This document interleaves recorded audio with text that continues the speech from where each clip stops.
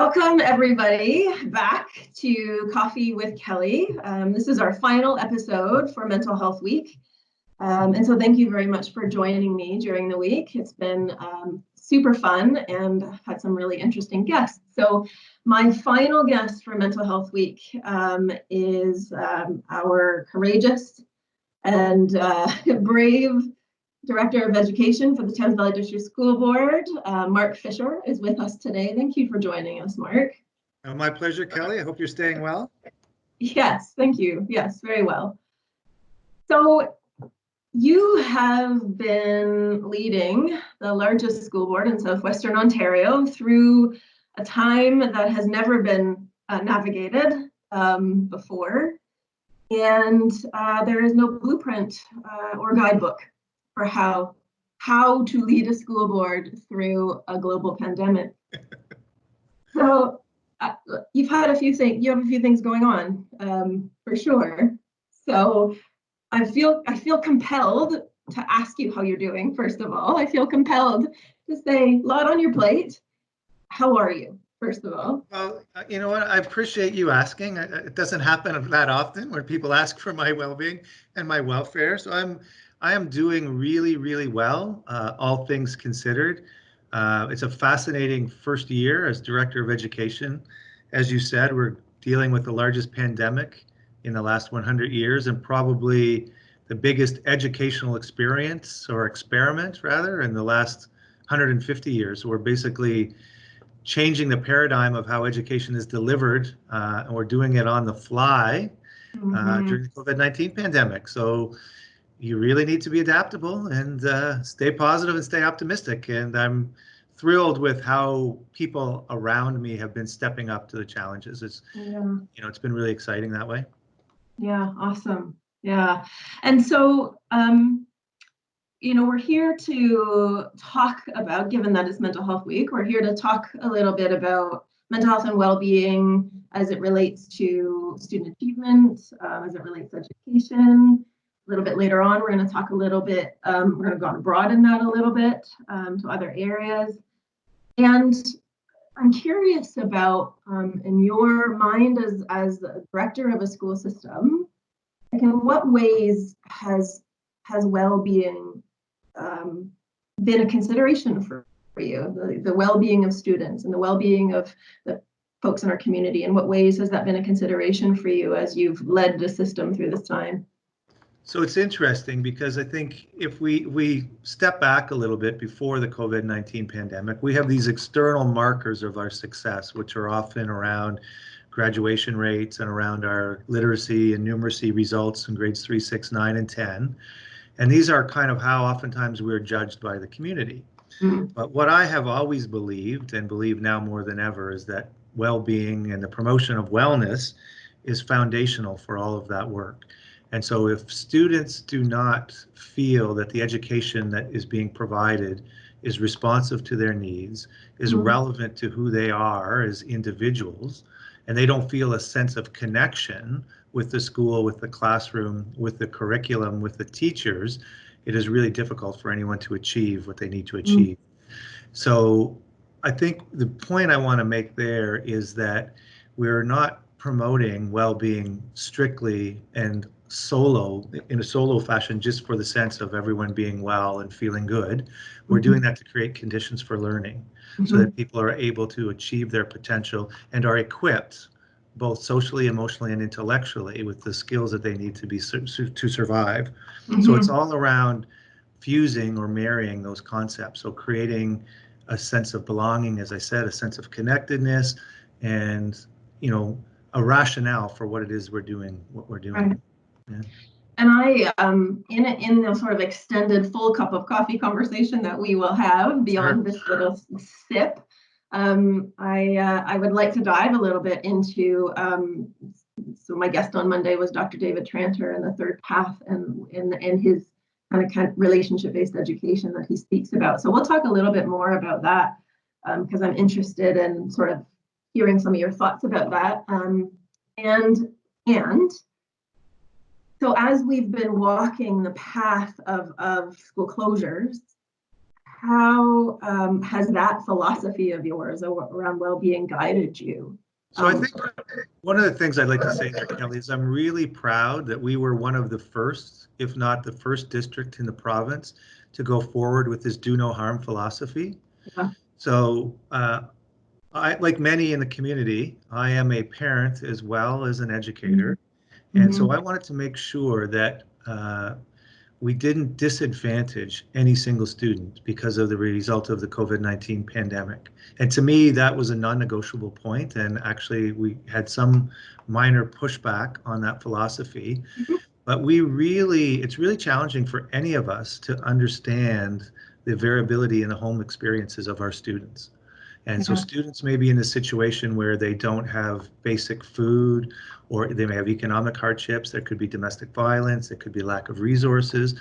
So I'm a big believer in equity. And when I talk about equity, I mean equity of access, equity of opportunity. And so when we lose that control mechanism of having kids in schools with us 5 days a week, Mm-hmm. we increase the variability. So when that variability is increased, I don't want our students to feel that they're going to potentially be disadvantaged because of circumstances that they can't control.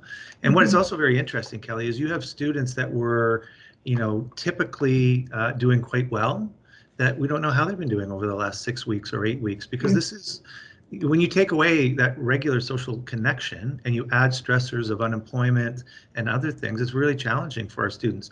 So I wanted to make sure that every single student in our district and every single family in our district knew that we were going to take care of them, we were going to shift, we were going to allow for their individual circumstances, and we were going to make sure that nobody would be in a worse situation because what ultimately they have no control over.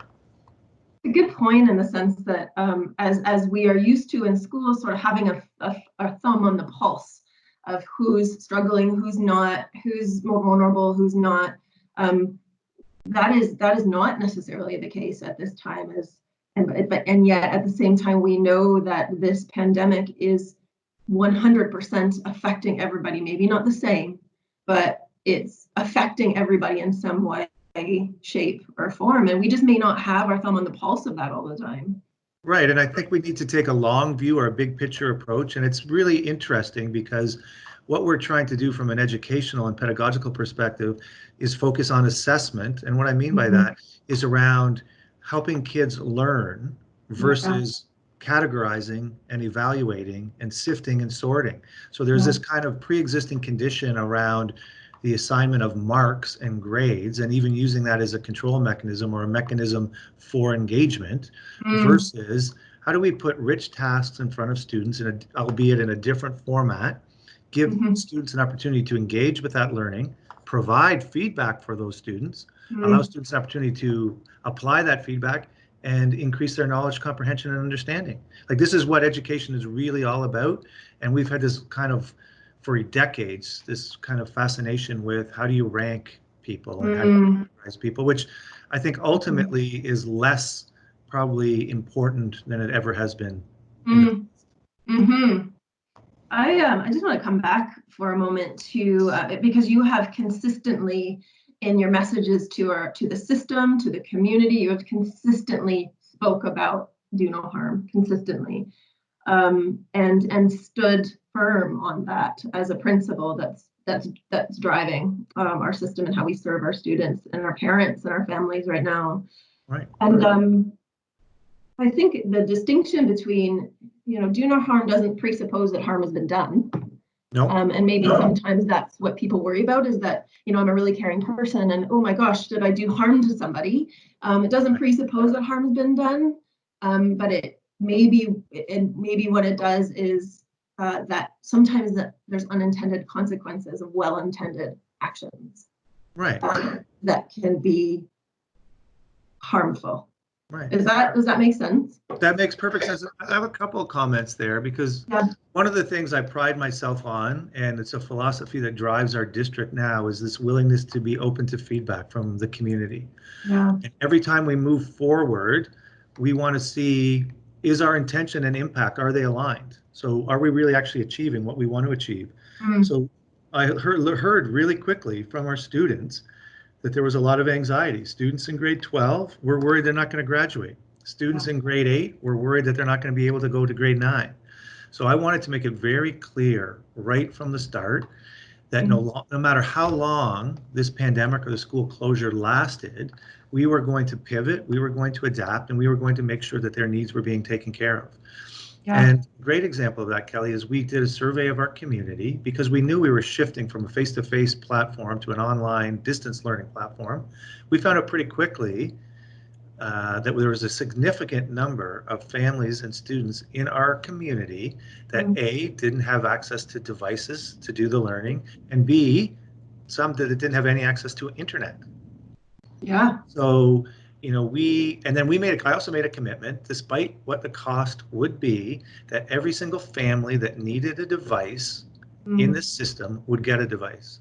Every single family that needed and wanted an internet access in this community would get that community. And here's a great example. We had our staff drive to every single part of our district, that's 7,000 square kilometers, to test the connectivity of each of those areas so that we could put plans in place to make sure that there were different strategies available for these kids to access the internet if they chose, because there are some families that choose not to access the internet.